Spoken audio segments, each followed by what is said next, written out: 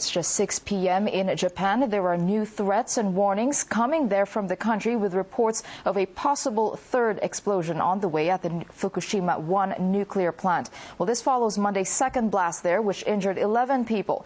Well, Japanese officials have been reassuring locals that radiation levels at the plant are within legal limits. Up to 160 people, though, could have been exposed to radiation following the two explosions at the facility in northeastern Japan. Meanwhile, engineers have been using seawater to try to cool down reactors at the complex, which were damaged in the quake, to avert a catastrophic nuclear meltdown. Again, we are hearing that the third reactor has lost its cooling capacity, increasing fears that it will overheat and cause another blast. This was all triggered by Friday's massive earthquake, which was then followed by a giant tsunami. 1,800 people are now confirmed dead, but that number is expected to rise by many times. RT's Ivor Bennett is in Sendai, one of the towns worst affected by the huge wave. Another reactor at the Fukushima power plant number 1, a third reactor, is now in danger of overheating. It's lost its cooling mechanism, which is crucial to stopping nuclear meltdown.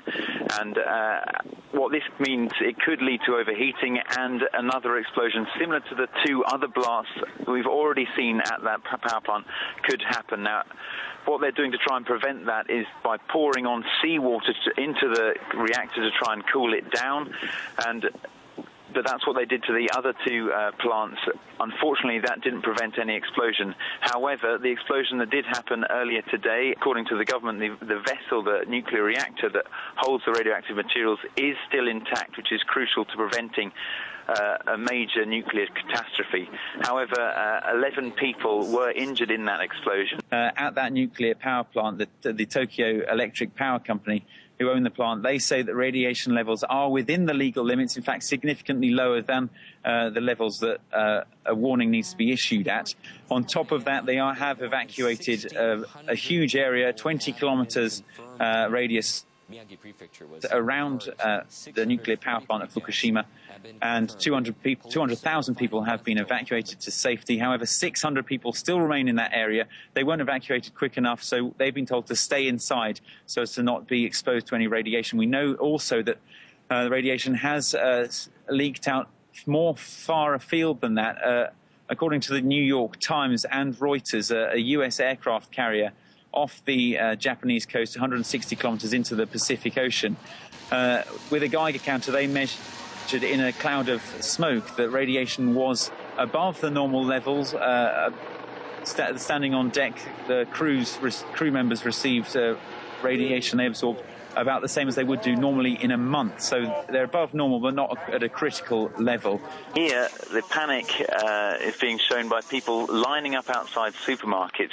One queue we saw outside the main supermarket in the centre of town was about 1 kilometre long, and that's no exaggeration. People have been queuing up overnight to try and stock up on food. So people are obviously concerned that potentially the spread of radiation might mean they have to stay inside, or another earthquake could lead to food shortages. Already there are food shortages in the town and in this whole prefecture, in fact.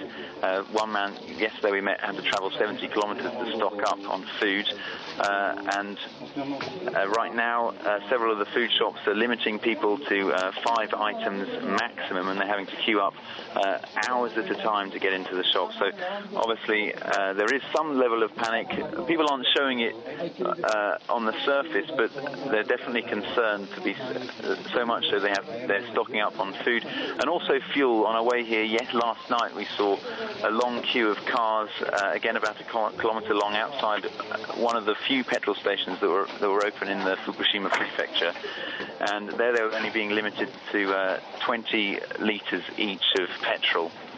So there's definite fears of here of the necessities.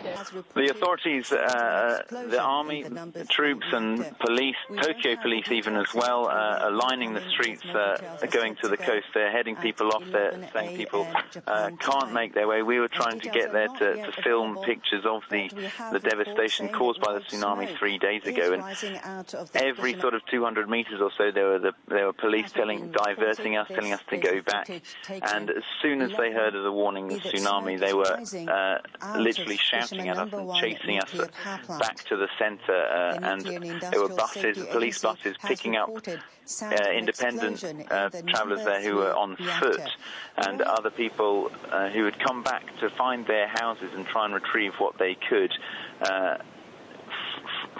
following that first tsunami, only to now find that they may indeed lose what they have left anyway.